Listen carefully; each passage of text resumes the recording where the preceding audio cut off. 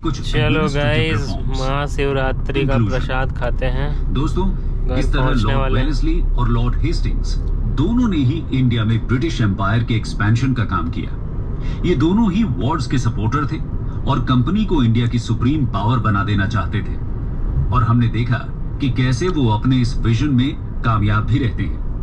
Company को बराबरी की टक्कर देने की क्षमता रखने वाले सभी राइवल स्टेट्स का खात्मा करके इंडिया में ब्रिटिश पैरामाउंसी को एस्टैब्लिश करने का श्रेय इन्हें ही जाता है। William Bentinck 1828 to 1835। आज हम एक ऐसे ब्रिटिश गवर्नर जनरल की बात करने वाले हैं जो इंडिया में अपने सोशल रिफॉर्म्स के लिए जाने जाते हैं। इसके साथ ही वो first governor general of India भी थे। जी हाँ, विलियम बेंटिंक, जो जेरेमी बेंथम की यूटिलिटेरियन फिलॉसफी के फॉलोअर थे, जिसका सिंपल शब्दों में मतलब होता है maximum good for maximum people. इसी फिलॉसफी से इंस्पायर होकर वो इंडिया में अलग अलग रिफॉर्म्स को इंट्रोड्यूस करते हैं। तो आइए शुरू करते हैं। इंट्रोडक्शन। दोस्तों, विलियम बेंटिंक ने अपने करियर की शुरुआत आर्मी से की थी।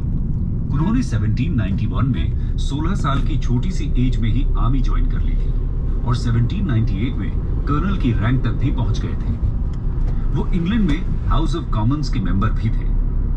इंडिया में उनके करियर की शुरुआत होती है 1803 में, जब उन्हें मद्रास का गवर्नर अपॉइंट किया जाता है। दोस्तों, 1806 में वेल्लोर म्यूटिनी के समय विलियम बेंटिंक ही मद्रास के गवर्नर थे।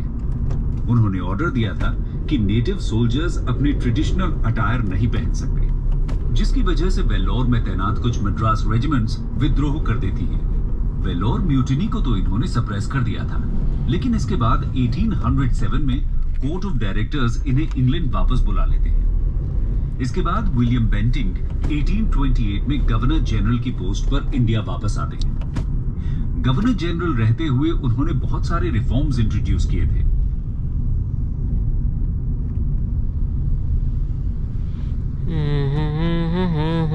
गाना सुनते हैं।